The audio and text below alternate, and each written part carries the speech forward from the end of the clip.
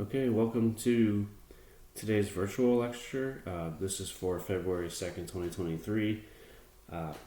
So we did not have, or I was not there in person today. I had Professor Larson substituting, so a lot of the same material, possibly very similar, would have been covered in class. I don't know exactly what Professor Larson is planning to do, but just to make sure that we have continuity and that we follow along with the notes that I've prepared for this course, I will be recording this, and you're welcome to view it and use it as you like.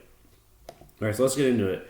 So if you recall last class that we were together, the major topic was electron configurations, how we can use the periodic table to predict the arrangement of electrons in terms of which subshells they're in, which orbitals they're in, the relative spin of the electrons, a lot of things that came up related to that.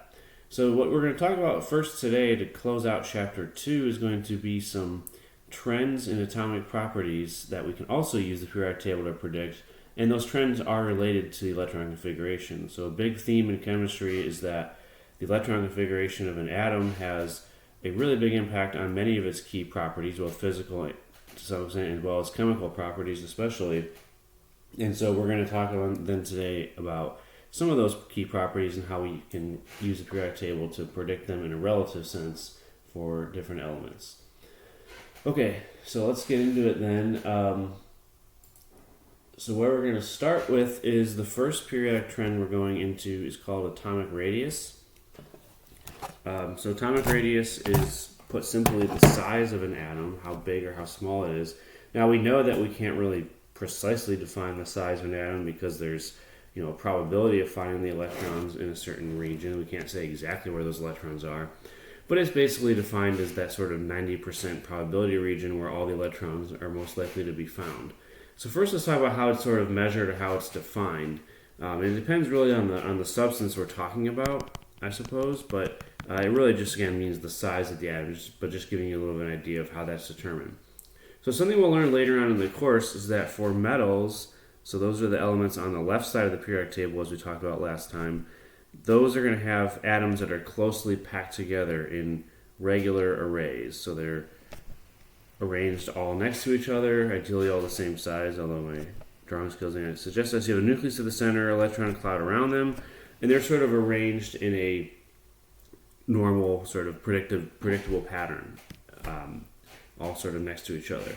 So there are techniques available that we can use to measure the distance between those. So we can't really measure directly how big the space of the electrons are, but we can measure the distance between two adjacent nuclei, and that distance is going to be 1/2 of the atomic radius.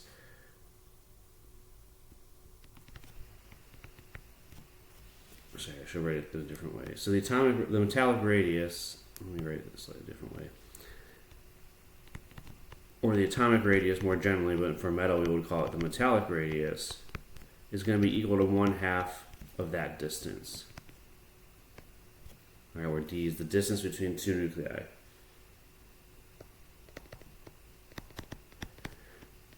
Now that's not something you guys are going to have to obviously calculate. We're going to just be using atomic radii and predicting relative values for them.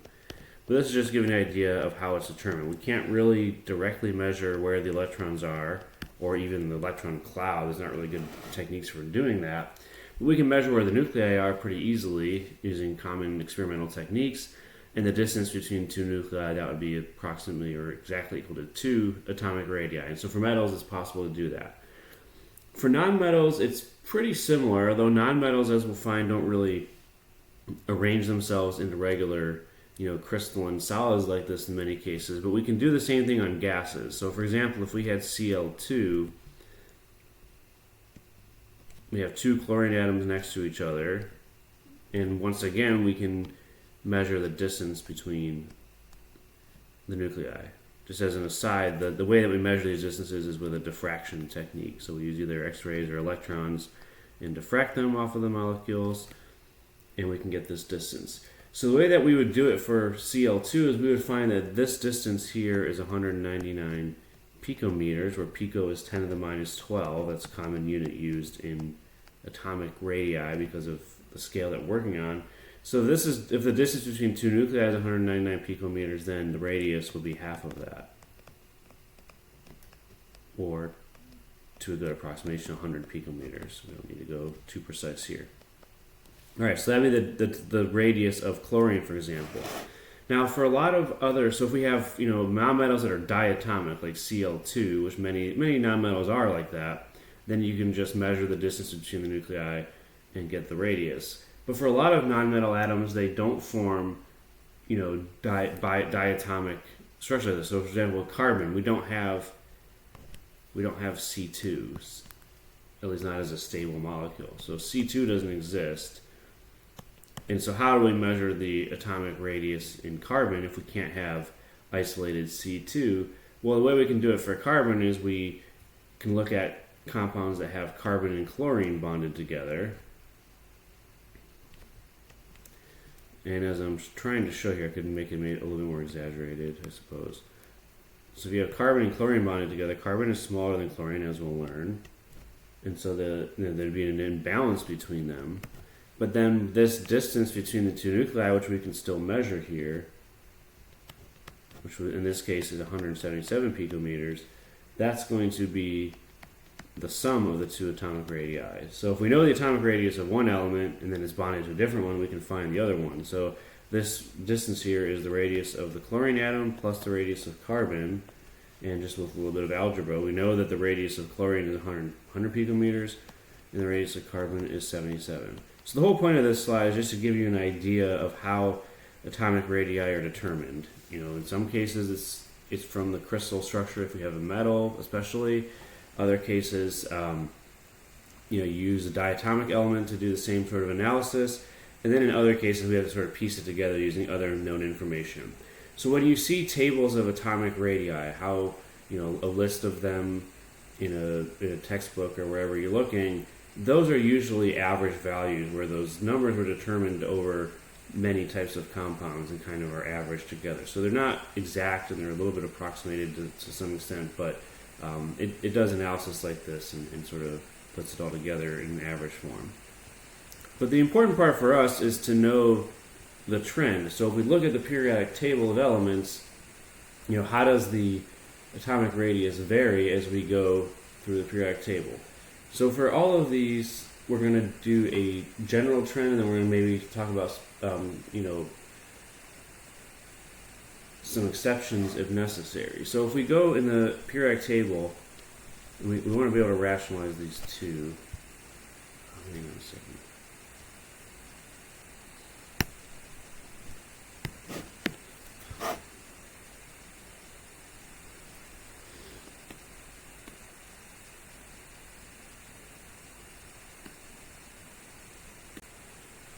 Alright, my pen went unresponsive there for a minute, so hopefully it's back okay now. This is my old tablet, so it doesn't always work as well. Okay, so the general trend for atomic radius is that as we go down a column, which as we said is called a group on a periodic table, what we know from our discussion of electron configuration last time is that the principal quantum number n increases.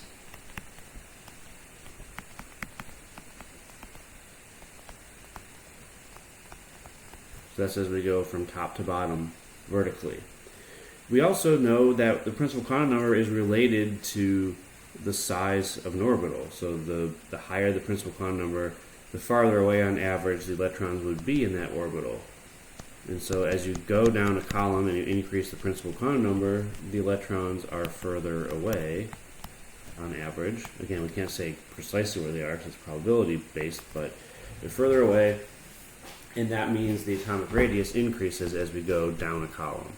Okay, so that one's pretty straightforward because, for example, if we're here in the p block, we have, this would be 2p for the last electron, 3p, 4p, 5p, 6p, and so on. So as we go down, we increase the principal quantum number, and the principal quantum number n is related. Now, as we go across a period,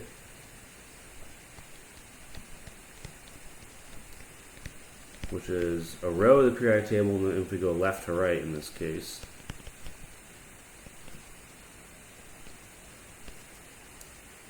what happens, this is a little bit more complicated to understand, but we have what's called an increase in the Z effective, the effective nuclear charge. As we go left to right, we're adding more protons and we're adding more electrons, but the electrons get added to the same subshell, so they're roughly the same distance, but now we have more protons in the nucleus, so that pulls them closer.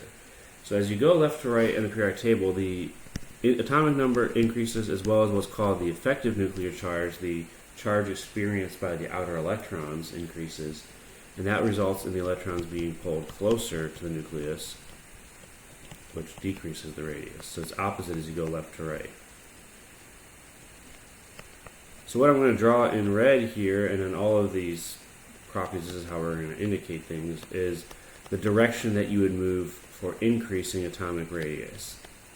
So the radius will get bigger as you go top to bottom. Again, that one is straightforward. We're just increasing the principal quantum number, the shell number, making it further and further away from the nucleus. But then as we go right to left across a row, that would be the direction that things increase. So that was not as obvious. But again, it's because of that nuclear charge increasing, which as we go left to right decreases, so it's opposite going right to left.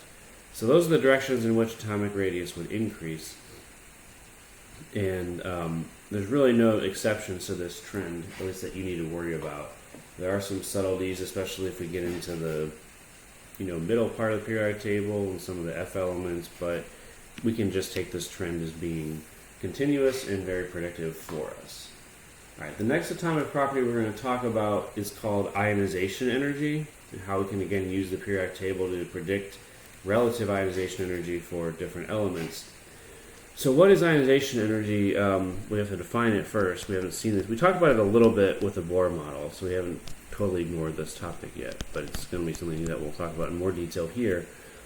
It's the energy required to remove one electron.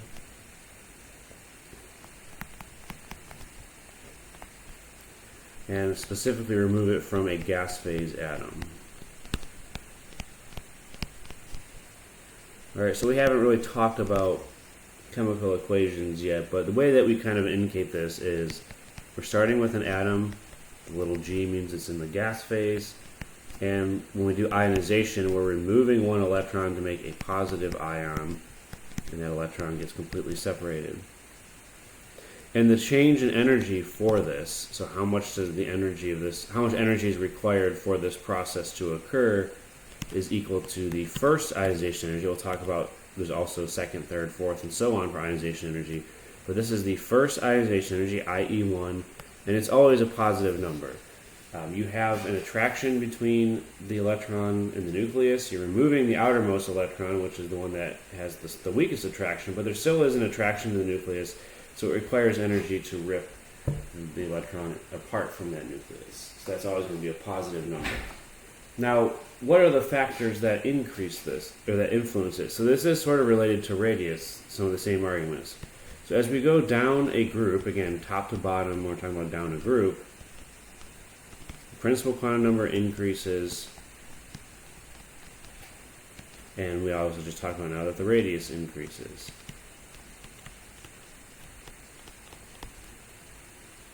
And so what that means is that the attraction to the nucleus decreases, weakens.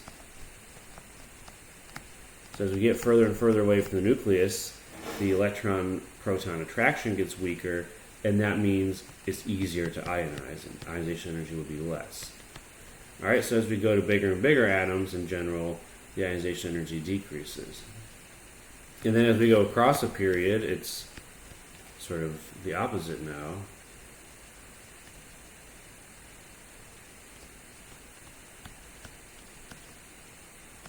The effective nuclear charge increases and the radius decreases. As we go left to right. And so what that results in is an increased attraction to the nucleus, because we're adding more protons to the nucleus. That brings the electrons in closer, and so they're more strongly attracted. And because they have a stronger attraction, ionization energy will then increase as you go left to right. Okay, so let's draw that out then on the sort of periodic, the skeleton periodic table, where the general trend for increasing ionization energy, I'll do it in red again to be consistent with the last one. The general trend is that it increases as you go bottom to top as the atoms get smaller in that direction, and it also increases left to right. But what we have to be aware of, though, and this is the part that gets a little bit confusing about ionization energy and some of the other trends, is that it's not a smooth trend. There are exceptions to this that we have to be aware of, and that we were going to use when we're making predictions. And so there's sort of two places where these blips or these exceptions occur. So as we go to group 2 and group 5, so this would be group 2, and this would be 1, 2, 3, 4, 5 here, groups 2 and 5, those have abnormally large ionization energy.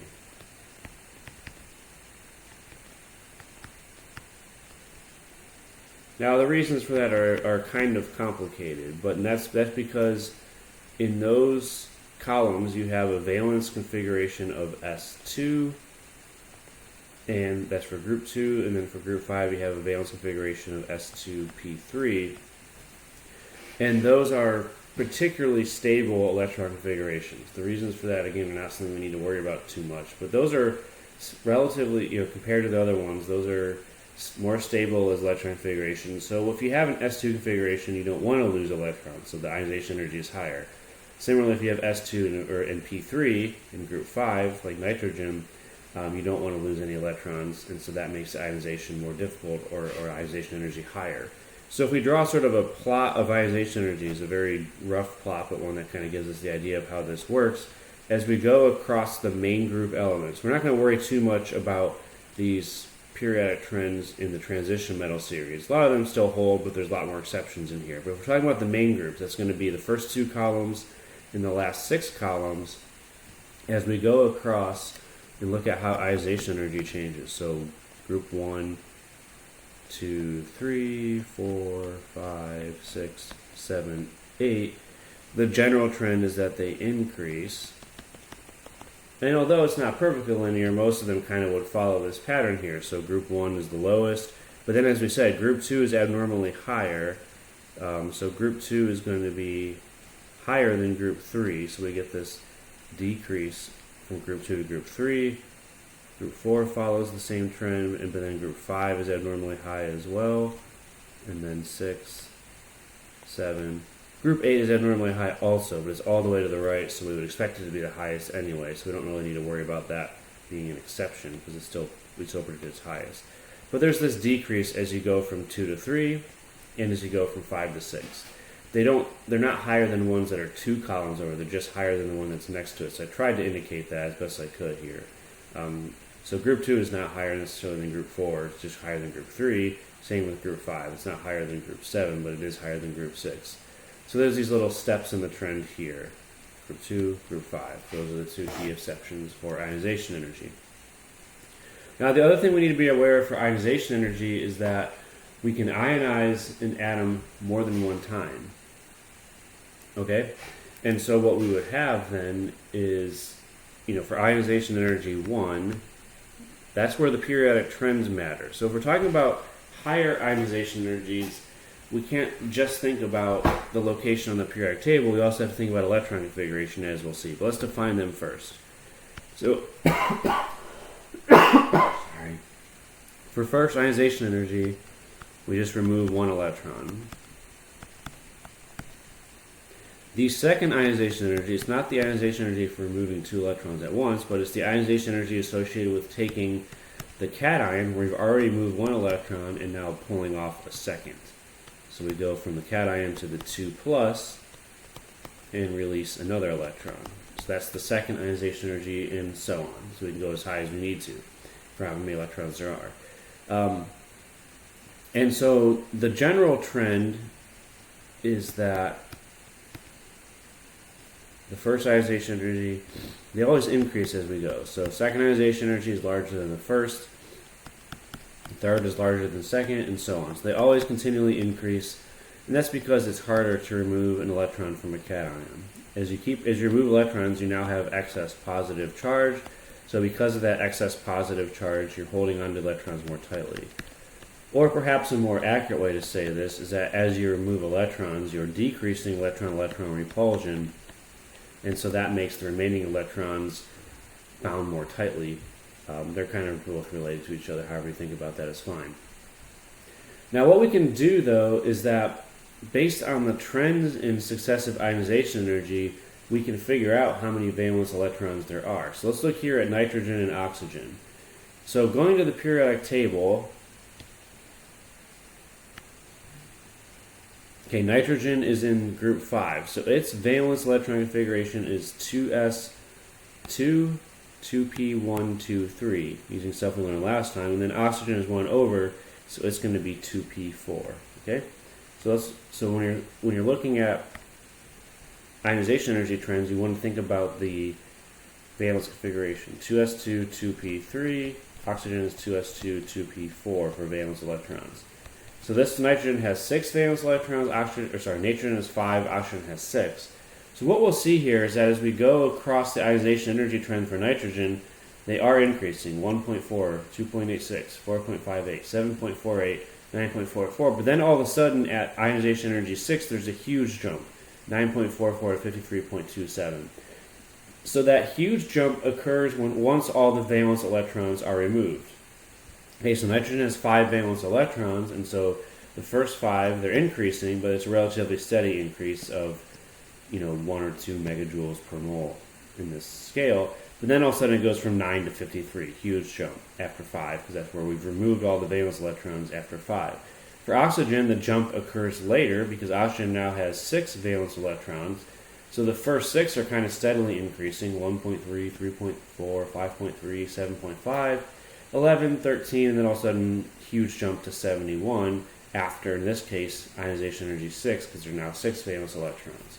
So just to summarize that, you'll have homework problems that kind of ask you to do this. There's going to be huge jumps in ionization energy after all the valence electrons are removed. So it's relatively easy to remove valence electrons, still increasingly difficult as you remove more and more, but relatively easy. But it's very hard to remove core electrons. So after we finish the valence electrons and have to start removing core electrons, those core electrons are much closer to the nucleus, much more tightly held, and there's then going to be a huge jump in ionization. Alright, so there will be problems on the homework assignments that ask you to predict how many valence electrons there are based on the trends in ionization energy. And again, the big jump occurs when you've gotten all the valence electrons out of there. Alright, next key property that we're going to talk about with periodic trend is electron affinity. This is, some people think it's the opposite of ionization energy. It's not really the opposite, but in this case what we're doing is adding an electron instead of removing an electron. So the electron affinity is going to be the energy change that accompanies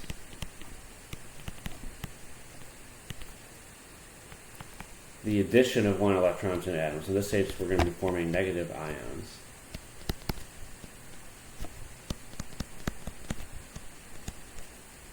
So in this case, we're starting with a gas phase atom again. So in the gas phase, but now we're adding an electron to it, not taking an electron away. And so this forms a negatively charged ion. And the delta E for this is the electron affinity. We can also define subsequent electron affinities, though we don't usually talk about them as much as we do for ionization energy. This number is usually negative. And the reason is that we're forming a new attraction between the nucleus and the electron that we're adding, and forming those sort of opposite charged attractive interactions is usually stabilizing, so our delta E is negative for electron affinity in most cases. There's some exceptions to that we'll get into a little bit. Alright, so the factors that influence it, kind of the same as ionization energy, the atomic size or radius. So typically larger atoms have smaller electron affinities. Now just to be clear on what we mean by smaller, when we're talking about electron affinity, that means less negative. So even though it's a negative number, we talk about the magnitude of the number. So a bigger negative number means a larger electron affinity, a smaller negative number, or in some cases a positive number in some atoms, that would mean a smaller electron affinity. So we're always talking about the magnitude of that number when we compare electron affinity. And the same thing is ionization energy, the effective nuclear charge also affects the electron affinity. So in general, and there are exceptions with why I'm saying in general, if you have a larger effective nuclear charge, meaning as you move left to right on the periodic table, that leads to a larger or more negative electron affinity.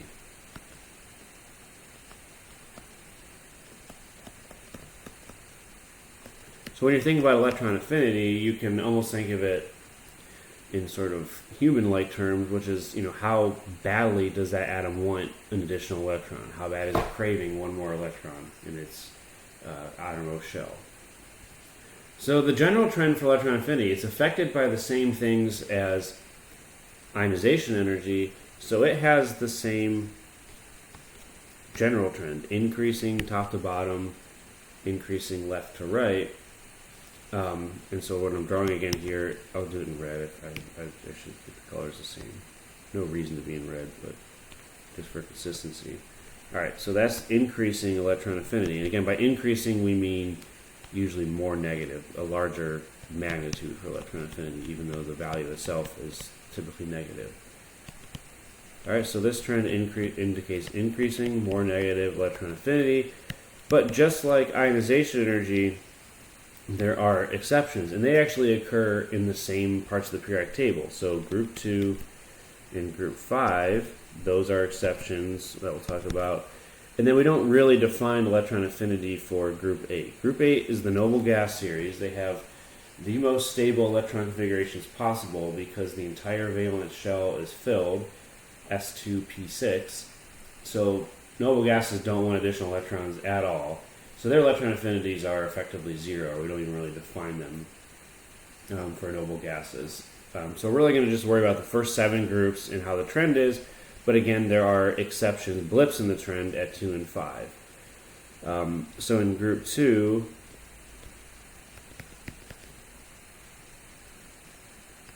they tend to have lower electron affinities than you would expect, and same with group 5. And it's really for the same reason, because group 2 has an S2 valence configuration, group 5 has an S2p3. Those are stable configurations, so they don't want more electrons. They want to stay where they are. They don't want to lose electrons, so their ionization energies are high, and they don't want to gain electrons, so electron affinities are low. So you really just have to remember that the trends occur at the same 2 groups, group 2 and group 5, as they do for ionization energy, but this time in the opposite direction. So ionization energies are abnormally high for group 2 and group 5. Electron affinities are abnormally low, or basically non-existent for those. Alright, so if we look at the trend for electron affinity, generally increasing left to right, but now at group 2 it's like way down, and group 3, group 4, group 5 is like way down, group 6. We don't have to worry about exactly how far down they are. That varies depending on what part of the periodic table. And then group 8, as we said, no electron affinity at all. But we don't really define those for noble gases anyway. So group 2, group 5, and then of course group 8 have abnormally low electron affinities. For the rest, they do generally increase left to right. So it's the same exceptions in the trends, just opposite direction for electron affinity. Alright, so that takes us to the end of periodic trends. So there are going to be, I don't really have any example problems here, but there are going to be homework problems that will ask you to apply these trends to predict, compare, which one has a higher electron affinity, which one has a higher ionization energy, radius. Those 3 things all can come up, and using the periodic table to rank or compare different elements. So that's going to be a big part of this week's homework assignment. But in the interest of time and keeping us on track, I want to move now into electron configurations of ions and how their sizes compare. And I don't remember exactly where chapter 3 starts. I think this might be the start of chapter 3.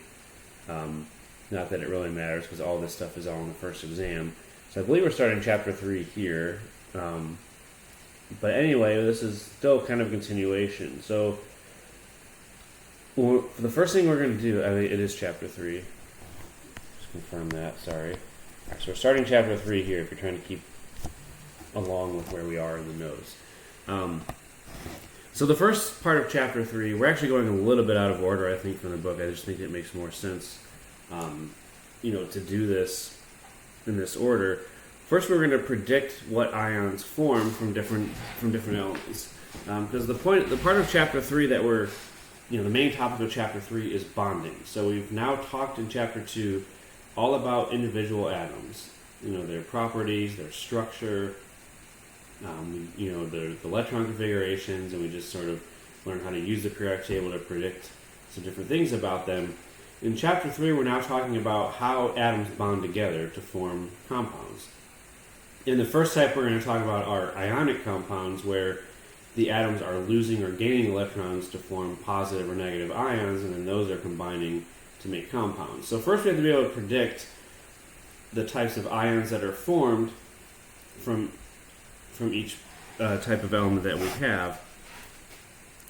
And so what we have to do then is, the rule here is that those main group elements, we're primarily talking about the first two in the last three columns here that form ions.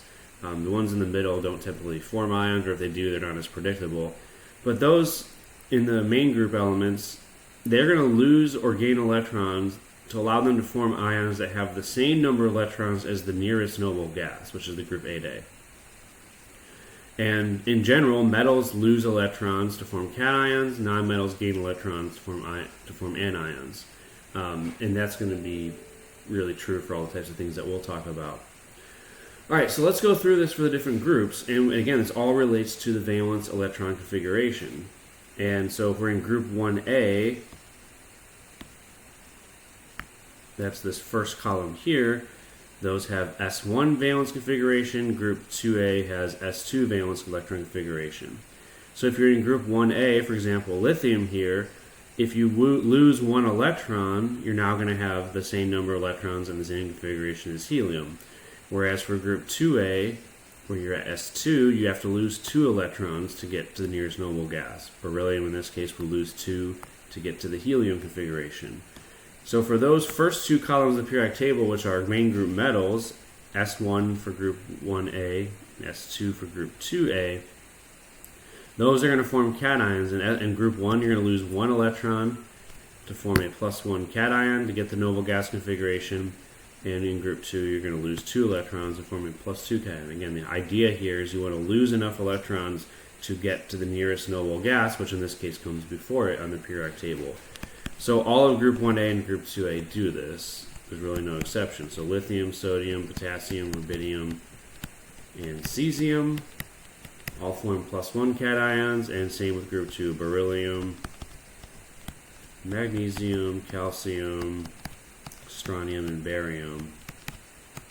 All those, yeah. All form +2 cations. So that's how the main group metals behave. They lose 1 or 2 electrons, and that is exclusively determined by which group of the periodic table we're in. Group 1A, which is the first column, or group 2A.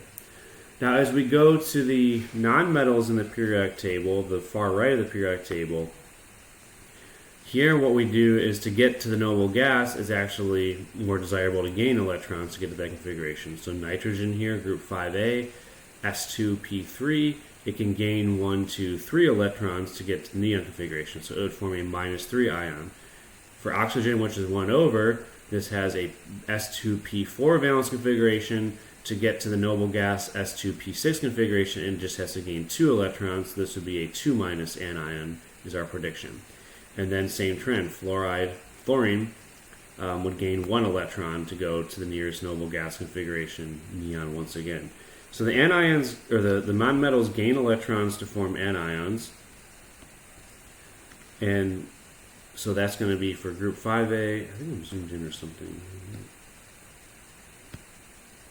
Nope. I don't know why my margin is smaller this time.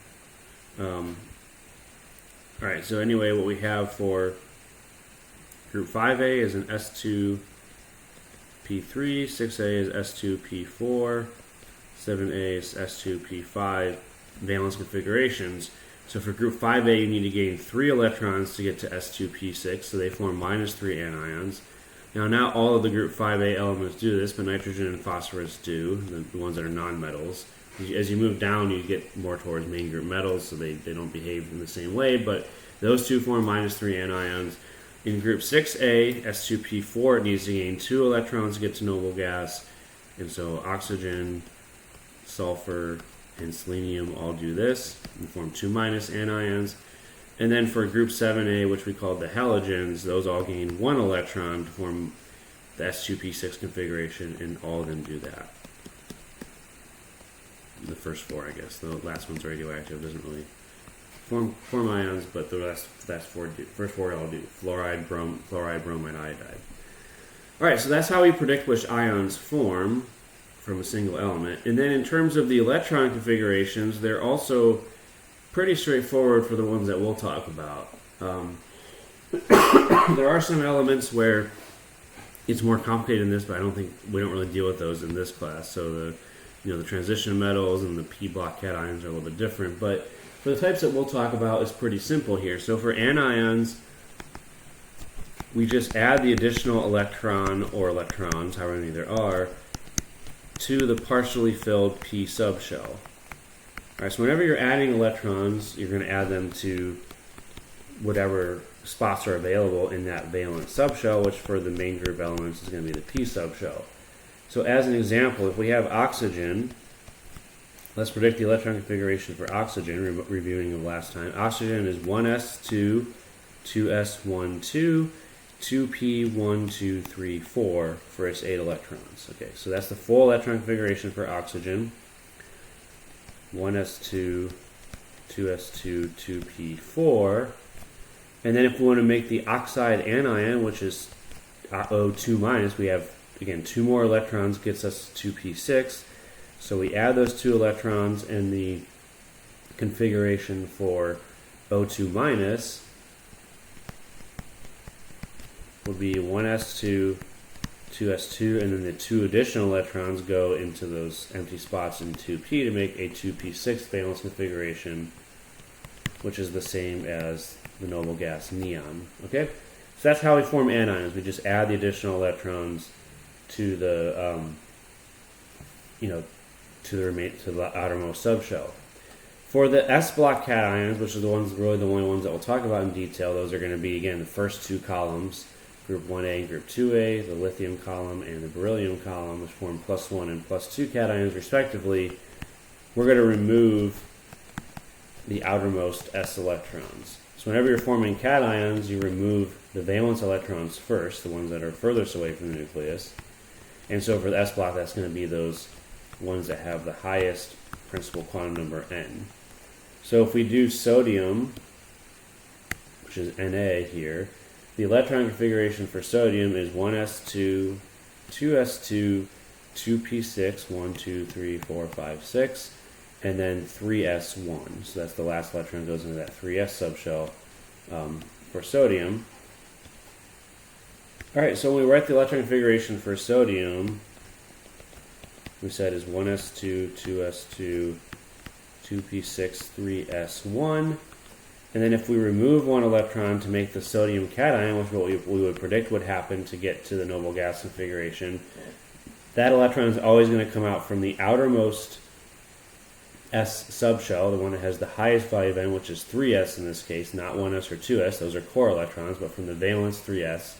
We remove 1 electron, and that gets us to sodium plus, which has 1s2, 2s2, 2p6. The 3s electron has been removed, and that again is the neon configuration. Alright, so forming anions and cations, you tend to get to that noble gas configuration. For anions, you're adding the electrons to the outermost p subshell. For cations, you're removing them from the outermost s subshell. And those are really the ones that we're going to need to worry about in detail. Now, the other thing that we should be aware of are the sizes of ions. How do they compare to the element or the neutral atom that they came from? And there's some pretty general relationships here. So for cations, they're always going to be smaller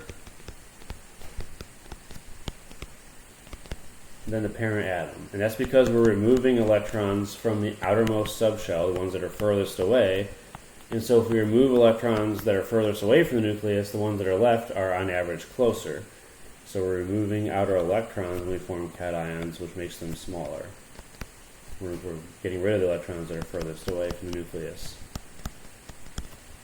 Now, in some cases, you can have the same element having different cations being formed from it. We don't really do that for the group 1 and group 2 that we'll talk about the most. But if you have transition elements or some of the p block metals, they can have different cations forming, more than one possible charge.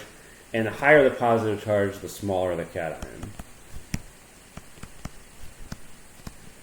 So for example, lead Pb can form both +2 and +4 cations. We wouldn't be able to predict that with what we're learning in this class, but that's what happens for lead. And so the size of lead is going to be bigger than the 2+ cation. As you remove electrons, it gets smaller. And if you go to lead 4+, when you remove 2 more electrons, that gets even smaller. So as you increase the positive charge, you decrease the size of the cation. Anions is opposite. We're adding electrons to the outermost subshell. We're increasing electron-electron repulsion. And so these are going to be larger than the parent atom. So for anions, the size increases as you add electrons. And the reason, again, is that adding electrons to the outer shell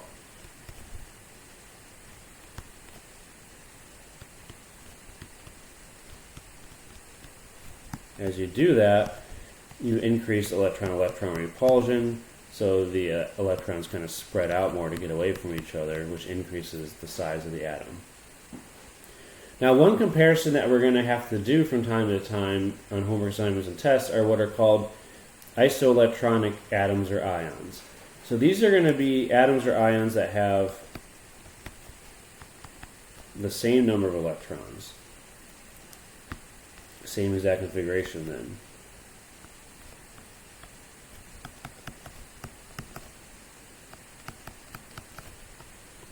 So when you're comparing the radius of isoelectronic species, atoms or ions that have the same numbers of electrons, the ones that are positively charged are going to be the smallest. They have excess protons in the nucleus, so those electrons are pulled closer. Neutrals will be in the middle, and then the anions will be the largest, and the ones that have negative charge. Okay? And that's again because for these isoelectronic atoms and ions, they have the exact same electrons occupying the exact same subshells. So the more protons they have in the nucleus, the closer to the nucleus those electrons will be. So let's look at a series here. Calcium 2+, potassium 1+, argon, Cl-, and S2- sulfide. So all 5 of these have the same number of electrons. They all have the argon configuration. Okay, so the first 2 are stable cations that have the argon configuration, which is 3s2, 3p6 valence configuration. Argon itself, which of course has the argon configuration, and then these 2 anions where we've added electrons to make the argon configuration for chloride and sulfide. So their sizes are going to increase in this order. The cations are the smallest, anions are the largest. The more positive charge we have, the smaller it would be, so that's why calcium 2+ is smaller than K+. The more negative charge we have, the larger it would be, which is why S2- is the absolute largest. So when you're comparing the sizes of ions, you can't just use the periodic table like we do for neutral atoms. The trend in atomic radius that we learned earlier only applies to neutral atoms. For ions, you have to think about what is the electron configuration, how many electrons do they have, where are the valence electrons, and so on. And so it's a little bit more of an effort to think about that. But once you know where the electrons are, then the comparisons become pretty straightforward. All right. Now, as we said, though, Chapter 3 is all about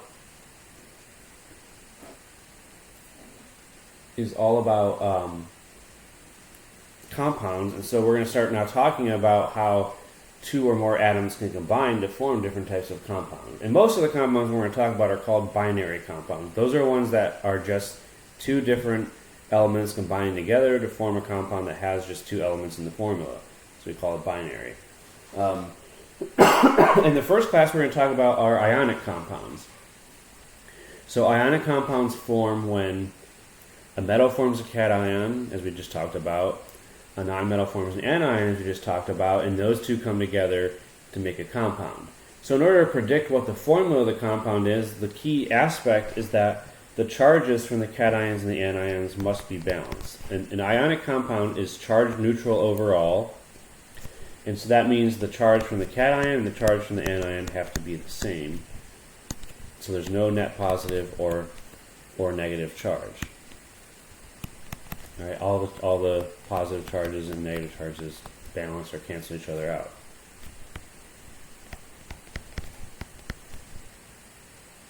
So a very simple one would be, if we have sodium and chlorine, we can now easily predict from the periodic table that sodium Na would form a +1 cation because it's in group 1.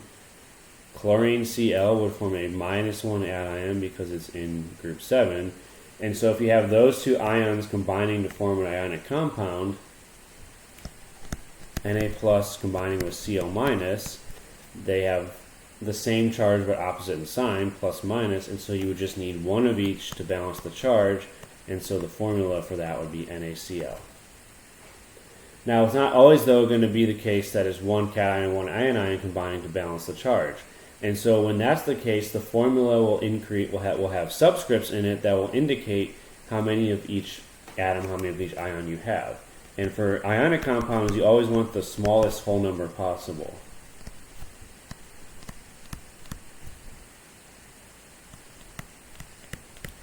Smallest whole numbers, I should say. So you don't want to have fractions in your formula, obviously, and you want them to be reduced as low as possible. So the one we just did was sodium chloride, NaCl. We don't usually indicate subscripts of 1. So you wouldn't write it as Na1Cl1. That would be just written as NaCl. But you also don't want to write it with subscripts that are not the smallest possible. So you don't want to write Na2Cl2. This would be charge balanced. Same with Na3Cl3. 3 of each or 2 of each would still balance the charge, but it's not the smallest ratio of those two. The smallest ratio would be 1 to 1. So this is the correct way to write it, not these ones. And again, you wouldn't indicate explicitly the subscripts of 1. If there's no subscript, it's assumed to be 1. All right, so let's do some examples here. So from the periodic table, we would predict that calcium forms a +2 cation, oxygen forms a -2 anion, and there is sort of a no-brainer approach to doing this, which is if you write out the two charges, what you can do is take the charge from one and cross it over to make it the subscript on the other, and same thing for the other. So basically, the charge on the cation becomes the subscript on the anion, and the charge on the anion becomes the subscript on the cation. So when we do this with calcium and oxygen, what we get is Ca2O2. Again, this 2 becomes a subscript on oxygen. The 2 from oxygen becomes a subscript on calcium. But again, that's not the smallest whole number ratio. 2 to 2 can be reduced to 1 to 1. So the correct way to write this would just be CaO. So it's once again one cation and one anion. The only difference here is that it's +2 -2 instead of +1 -1. We just need one of each to balance the charge. Now, if the cation and the anion don't have the same magnitude for their charges, like calcium 2+ and N3-, we can follow the sort of thoughtless approach, and we can just cross these over. So this 2 becomes a subscript on nitrogen, this 3 becomes a subscript on calcium, and that leads to the formula Ca3N2. And this one cannot be reduced further without going to fractions, so that's the correct way to write it. Now, to verify that the formula makes sense, we would see that in calcium, we have 3 ions, each with a +2 charge. So that's a total of +6 charges from the cations. In nitrogen, which is called nitride when it's an anion, we have 2 of those in the formula. Each one has a 3- charge, as we started with, and so the total charge is -6. So again, the positive and negative charge do cancel each other out, but in order for that to happen, you don't have the same numbers. Now, the nice thing is for ionic compounds, we're dealing with pretty small charges, +1, +2, +3, -1, -2, -3. So we don't usually have very big subscripts or very complicated ones. It's usually going to be, 1 to 1, 1 to 2, 2 to 3, 3 to 2, something like that, like we got here. Okay, so that's how we predict ionic formula. All right, so that's all we're going to say for now about ionic compounds. We're going to come back later on and talk about how we name them and how we would, this is called calcium nitride, so what are the rules for coming up with that name? So that's going to come a little bit later. We'll talk about all the nomenclature at the end of this chapter at the same time. But now we're going to get into the other type of bond, which is called a covalent bond. So what we talked about just now was ionic bonds, two ions that attract to each other because one's positive and one's negative, and they come together to form a compound that way. But when we talk about bonding in the nonmetals, two different nonmetals bonded together, they're going to form what's called a covalent bond. So at a very basic level, a covalent bond is a bond between two atoms where the electrons are shared. Each bond would involve sharing two electrons.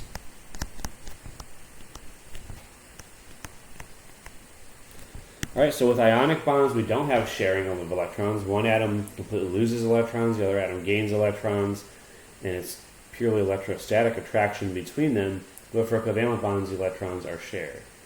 And especially in Chapter 4, we'll talk about in more details about how that happens. But for now, we're just going to talk about the properties of covalent bonds as well as compounds that involve covalent bonds. Now, there's a couple of key properties of a covalent bond that we want to be aware of. So the first one is bond energy, which can also be referred to as bond strength or bond association energy. So they have some slightly different names associated with them, but they all mean the same thing. Bond energy, bond strength, bond association energy. So this kind of tells you how strong the bond is, because it's the energy that's required to break it. Now, one thing that's unfortunate about this part of the course is we haven't introduced the concept of the mole yet, but bond energy is defined as how much energy it takes to break 1 mole of a bond. We don't need to know the details of a mole yet, but a mole is just a large collection of atoms. So when we talk about the bond energy, we're not talking about the energy to break exactly one of those bonds. We're talking about the energy required to break a huge collection of those, which, as some of you know, is 6.02 times 10 to the 23rd for a mole. So that's how it's defined. That's just the quantity of substance that it's defined for. But the important part for us is that this is the process it refers to. So if we have a bond between two different atoms, A and B, we're still talking about gas phase situation here. Bond energy is how much energy is required to separate A and B from each other into the individual atoms. So the change in energy for this process is called the bond energy or the bond association energy for A and B. And that's always going to be a positive number. It always takes energy to break those two atoms apart because we have shared electrons that are both attracted to the nucleus of each atom. And when we break those apart, it requires energy to do that.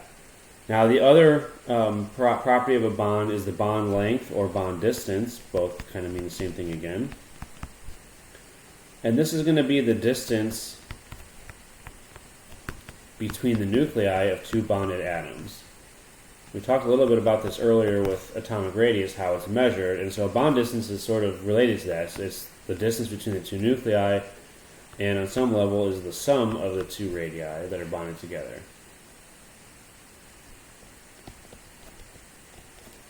Alright, so if we have an A-B bond with two different atoms, often two different sizes involved, this is A and this is B, this distance here is called the bond length, or the bond distance. I'll abbreviate it as BL here. Okay? And a key relationship between these two is that bond distance is inversely related to bond length.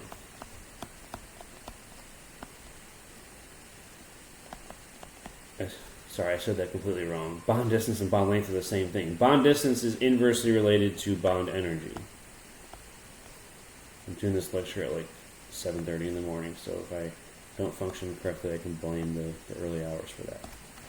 Alright, so bond distance is inversely related to bond energy, meaning that if you have a shorter bond, it tends to be stronger. If you have a longer bond, it tends to be weaker.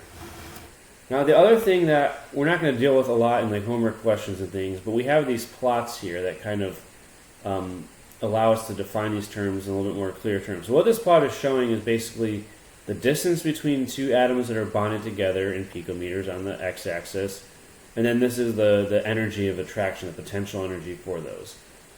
And so what we see is that when the atoms are far apart here on the right, there's no interaction between them, so the energy approaches zero. As we bring them together, the electrons are going to be shared. They're going to increase attraction between electrons and protons, and so we see a decrease in energy as you go. Then when we get the atoms too close together, though, the energy starts to increase again, and that's because we're bringing them so close together that we have an increase in electron-electron repulsion. So there's sort of this sweet spot here where the energy gets to its minimum value, and that's going to be where we would define the bond length on the x-axis, and then the negative of the bond energy, the absolute value of the bond energy, on the y-axis. Okay, so this particular bond here has a bond length of about 125 picometers,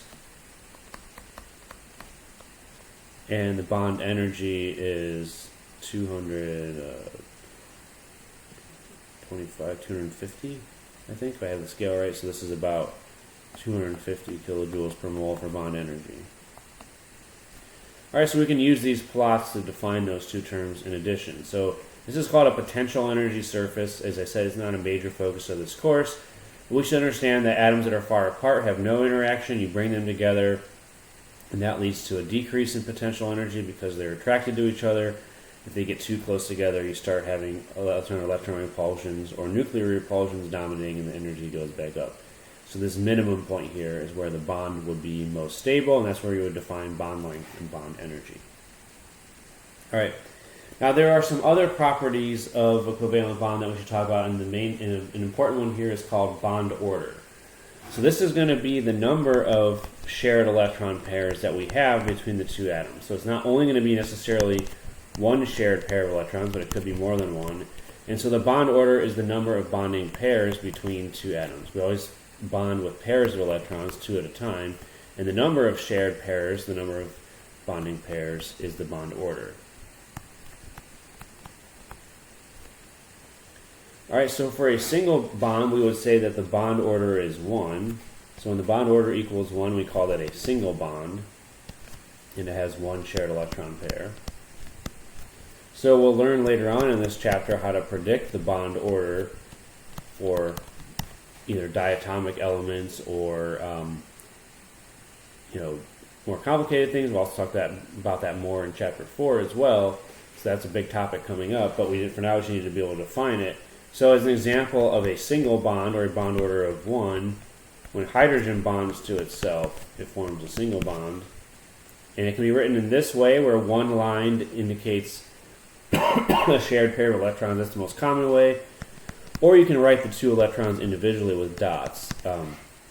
This dot structure is not as common, but you may see it from time to time, so make sure you're aware of it. So that's how we would indicate a single bond, a bond order of 1. A double bond means bond order of 2.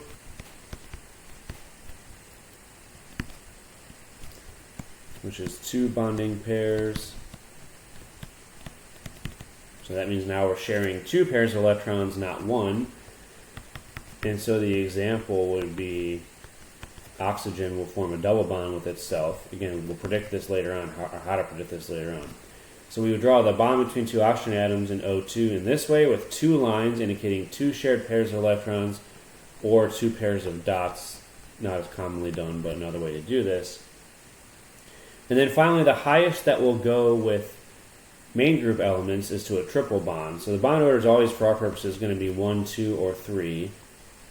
We'll learn about in chapter 4 that you can have fractional bond orders of 1.5, 2.5, and so on, but for our purposes now, we'll treat them as all whole numbers in chapter 3. So 3 bonding pairs for a triple bond. Nitrogen bonded to itself is a triple bond. So 3 lines indicating the 3 bonds, or... So it's not that triple bond is the absolute highest we can go, but in the main group elements, that's the highest we can have. So if you want to learn about quadruple bonds involving transition metals, you'll have to take the other course that I teach, which is a graduate level inorganic chemistry course. I suspect most of you are not particularly interested in that, but if you get that far in chemistry, that's great, and I will teach you about quadruple bonds in that class. But for our class, single, double, triple, those are the only possibilities. And the important part about bond order for how it relates to the bond properties we discussed is that the higher the bond order you have, that's going to be related to how that's going to mean the bond is shorter and stronger. All right, because as we have more electrons shared between the atoms, those attractions between the nuclei and the electrons are going to increase. That's going to pull things closer together and lead to the bond being both shorter and stronger. Okay? So with all the stuff that we've talked about until now, we can predict trends in bond length. And typically, if the bonds that you're comparing all have atoms that are similar in size, so all from, let's say, the same part of the periodic table, then the first thing you want to look at is bond order. All right. Bond order has a much more significant impact on bond length and on bond strength than on the, on the sort of size of the atom. So the first thing is bond order, because bond order has a huge effect on bond length.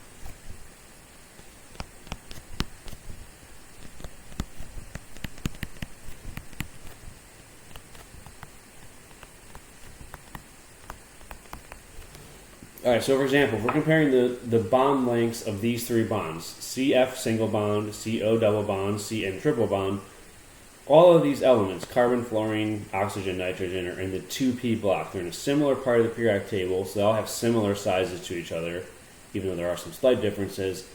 So for this series here, if we're comparing the bond lengths and we see that the bond orders are all different, then we have to go and look at that as the primary factor. So CN is the highest bond order, so it's going to be the shortest bond. CO in the middle, which is a double bond, and then CF. So if you have different bond orders, this is how you would compare them. The shortest one has the highest bond order, the longest one has the smallest bond order. All right. Now the second criterion, though, is if we have bonds that have the same bond order and we want to compare them, then we have to look at the sizes of the atoms involved. Because generally speaking, the bond length is just the sum of the atomic radii of the two atoms that are bonded together. So if you have atoms with a large atomic radius bonded together, that leads to a longer bond. So when we're comparing bonds that are the same order, CF, CCl, SiCl, it's going to be the sum of the two bond radii, or the two atomic radii, that dictate how long the bond is. So when we're making comparisons like this, what's helpful is to find, compare two at a time and find ones that have one atom that is shared in common. So if we compare these first two, CF and CCl, they both have carbon in the bond. And so that means whether fluorine or chlorine is larger is going to determine whether this bond or this bond is longer. So if carbon is bonded to a larger other atom, that bond should be longer. So fluorine versus chlorine, if we go to the periodic table, just something we just learned earlier today, fluorine is up here, chlorine is below it, and so because as we move down the radius increases, chlorine is bigger than fluorine, and so that means the bond to chlorine with carbon would be longer. Okay, so CF would be the shortest because fluorine is smaller than chlorine. Well, at least for these two bonds, we're just comparing these two right now. So carbon-fluorine should be shorter than carbon-chlorine because fluorine is smaller than chlorine. Smaller element bonded to carbon gives the shorter bond. And now for the last comparison, we have to compare to SiCl. And so again, it's useful to compare the two that have one atom in common, if possible. So here we have carbon, here we have silicon, both bonded to chlorine. And again, the one that has the larger atom bonded to chlorine between these two is going to be the one that has a longer bond. So CCl versus SiCl. So a very similar argument as the last one. This time, one of them has carbon, one of them has silicon. Silicon is below carbon in the periodic table, so silicon is larger than carbon. And so we would expect that the bond involving silicon would be longer than the one involving carbon when they're both bonded to the same thing. So both bonded to chlorine, but silicon is larger, so silicon-chlorine bond would be longer than carbon-chlorine. So this is the order that these would come in. And again, it's because of the relative sizes of the atoms that are involved. Carbon and fluorine are the two smallest atoms in this series, so they have the shortest bond. Chlorine is larger than fluorine, so that one's going to be longer. Silicon is larger than carbon, so that one's going to be even longer still. So those are the two things we have to learn how to compare with atomic radius. Atomic length. Again, too early in the morning for this apparently. Bond length is a function of both bond order, as we talked about up here, and atomic radius, as we talked about down here. All right, the last topic we're going to close with today is what's called electronegativity. So this is an important parameter for defining how the electrons are shared in a chemical bond. And the definition of electronegativity is a property of an individual atom. It's not a property of the bond itself, but it's a property of an individual atom when it's bonded to something else. So an atom by itself doesn't have electronegativity, but when an atom is bonded to something else, it has electronegativity, and that's going to be the relative ability of a bonded atom to attract shared electrons. So what we're moving towards in this part is that when we talk about shared electrons in a covalent bond, they're not necessarily shared equally. And how equally or unequally they're shared depends on the electronegativity of the two atoms that are bonded to each other.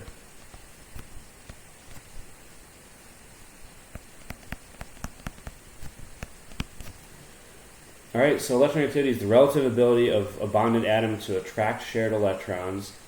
Now the scale for electronegativity, there are some different ways of defining it, but it's a relative scale that was derived by Linus Pauling, who's the scientist that is showed here on this slide, famous chemist from earlier in the 20th century, 1900s,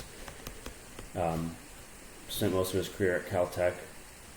So he's a really famous guy there too. And it's a relative scale that he derived for electronegativity. And it's sort of a pretty narrow scale, I would say. I mean, a lot of elements have very similar electronegativity values. There's not always huge differences between them. But the highest electronegativity in the periodic table is fluorine, which has an electronegativity of 4.0. And the lowest electronegativity value in the periodic table is in the opposite corner, which is cesium and francium, those two bottom left elements, which have electronegativities of 0.7. So as we'll talk about on the next slide, the trend for electronegativity is basically the same as ionization energy, electron affinity, which is that it's higher as you go to the top right, like where fluorine is, and it's lower as you go to the bottom left, where those alkali metals are. Now, we don't have to worry about this too much, but if you're curious about how this was defined, like how do we come up with this scale, these numbers, the way it was done was that if you have a bond between two different elements, A and B, the ideal bond energy, if the electrons were shared exactly equally between the two atoms, the bond energy would just be the average of the AA and AB bond energies. Now, in reality, though, for many bonds, you deviate from this number, it tends to be larger, and that's when you have different electronegativity values associated with A and B. Because when you have different electronegativity values, you also have an electrostatic component, which increases the bond energy typically. And so we don't have to know all the details of how he got from this concept to these numbers, but this is how electronegativity values were defined by Pauling. He tabulated a bunch of bond energies for different elements bonded to each other. And again, the ideal value, if they were shared equally, would be just the average of the two homoatomic bond energies. But if it's different from that, that's because electronegativity differences between the two. He used all that information to piece together his electronegativity scale. For us, the most important thing is to predict electronegativity, which, as we said, follows the same trend as ionization energy and electron affinity. And in this case, we don't really have to worry about exceptions either, which is nice. So increasing electronegativity up and to the right. We don't really define electronegativity values very precisely for noble gases because they very, very rarely form bonds. I don't know why I changed the color again, sorry. It's just on red. Alright, so anyway, increases as we go bottom to top, increases as we go left to right. Same in order as the other two trends we talked about earlier today. So as we go across the period, the electronegativity increases, As we go down a group, the electronegativity decreases. And as I've mentioned, it's the same trend as electron affinity and ionization energy, which are closely related. Now, electronegativity is most related to electron affinity. So it is the same trend. And this time we don't really have exceptions to worry about, which is nice. But it should be, we should recognize that it is closely related to electron affinity, but also we have to know the differences between those. All right, so electron affinity is, how badly an atom wants to gain an electron to form an anion, but that's for the atom by itself. Electronegativity is how strongly an atom in a bond pulls electrons towards itself. So they are related to how badly the atom wants electrons, but again, for electronegativity, we're talking about the situation where it's bonded to something else. Electron affinity is the property of the atom on its own, by itself. Now, why this is important, why does electronegativity matter to us, is it defines what is called bond polarity. All right? And so, when you have atoms with different electronegativity values forming a covalent bond,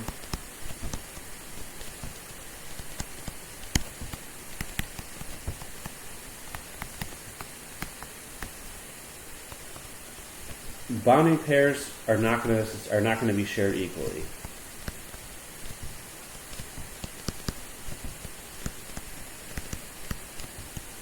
So whether it's 1 or 2 or 3 pairs, whether the bond order is 1, 2, or 3, if it's different electronegativity values for the two atoms that are bonded, they won't be shared equally. Alright, so if the atoms that are bonded together are the same, like hydrogen with itself, then the electron will be shared exactly equally. But if the two atoms have different electronegativity values, then the electrons are not going to be shared equally. So I like to give an analogy that maybe helps you understand this a little bit better. So, the idea, this concept of unequal sharing. All right, so a lot of us as kids had to share rooms with our siblings, myself included. So, if you share a room with your sibling, do you share equally or not? Well, the room that I shared was with my identical twin brother, and because we're, same size, roughly same strength, and all that stuff, we share the room equally.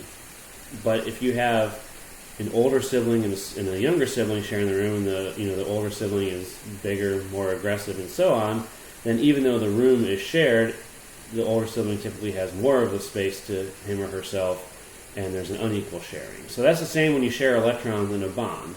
They are technically shared between the two atoms. It's not like one atom completely takes them from the other one, but they can be shared unequally if the electronegativity values are different. And so that means that the one that has the higher electronegativity, more of the electron's density is pulled towards that one.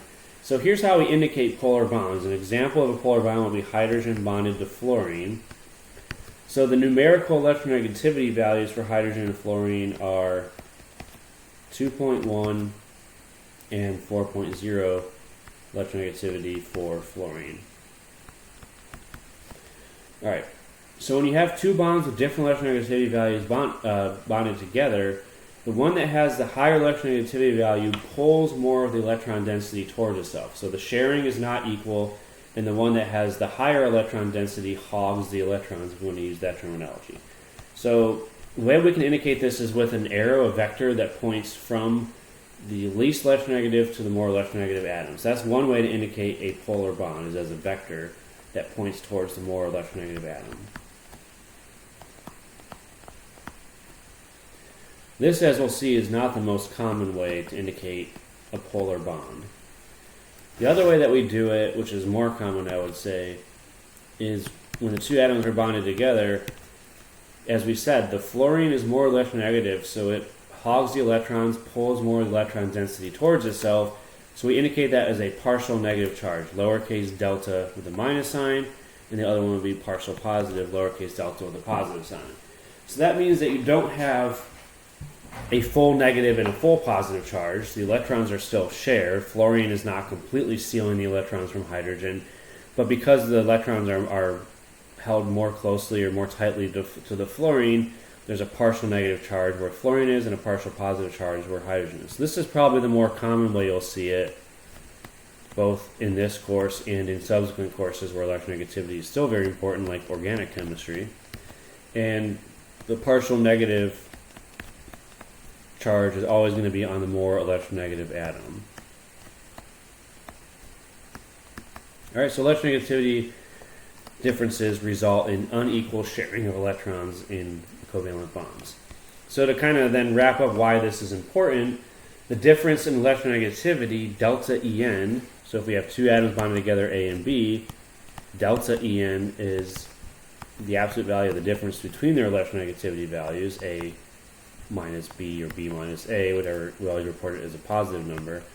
And this difference in electronegativity determines how polar the bond is. So if you have no difference in electronegativity, delta En equals 0, that means the two atoms that are bonded together have identical electronegativity values. So this can be the same atom bonded to itself, where the electronegativities are of course the same. Or it can be, two different atoms that have the same electronegativity value. I think, for example, carbon and iodine are both 2.4, if I remember correctly. So you can sometimes have two different atoms bonded together where the electronegativity values of those two are identical, and that would still be then a more or less perfectly covalent bonds. It's really rigorously only true when it's the same atom bonded to itself. Even if the electronegativity values are nominally the same, there's going to be some unequal sharing here because they're not perfectly identical. But nonetheless, if it's the same atom bonded to itself, you would have perfect sharing of electron, and we would call that a non-polar bond then.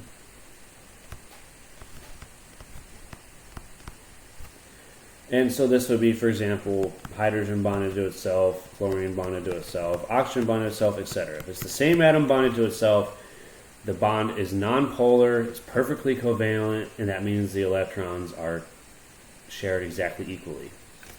Now, we also have then polar or ionic bonds, which is when we have different electronegativity values. Now, there's not really a true cutoff between polar and ionic. We kind of talk about them as two separate things. A polar covalent bond is one where electrons are shared but not perfectly equally. An ionic bond is where one atom becomes positively charged, one atom becomes negatively charged because they're completely stealing electrons.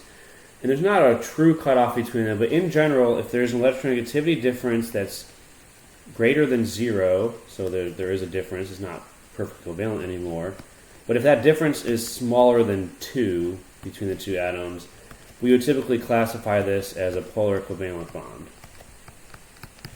But more precisely, we're going to call it a covalent bond if the two atoms that are bonded together are nonmetals. So the better way to distinguish a polar covalent bond from ionic bond is the types of atoms that are bonded together. And so two nonmetal atoms would be considered a polar bond, a polar covalent bond. And then if we have a really large electronegativity difference, more than 2 difference between the two, we would typically call this an ionic bond, which is always going to be a metal with a nonmetal. So an ionic bond is just the extreme limit of a polar covalent bond. A polar covalent bond involves unequal sharing of electrons, and if the sharing of electrons is so unequal that one atom completely rips the electrons off of the other and they form a cation and an anion, that would be an ionic bond. So there's not a real cutoff between them. It's all just really one type of bond that goes from the extremes of a perfectly covalent bond where the electrons are shared exactly equally to an ionic bond where they're shared so unequally that one atom completely becomes negatively charged and the other one becomes positively charged. So in reality, there's a continuum that exists between these extremes. So the continuum exists between covalent and ionic bonding. Alright? And so the key concept then is that the larger the difference in electronegativity,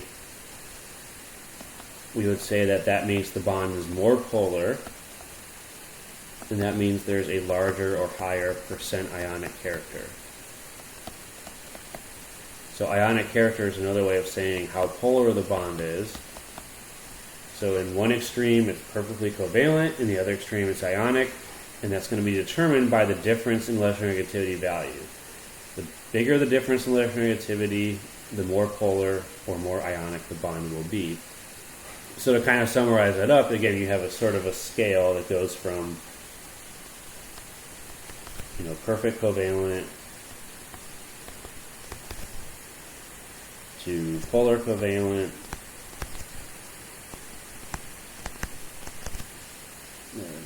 this a little bit to ionic. We have this scale here where the difference in electronegativity increases as we go across the scale. So no difference in electronegativity is perfectly covalent. As you get to very large differences in electronegativity, it becomes ionic, and anything in between would be considered polar covalent.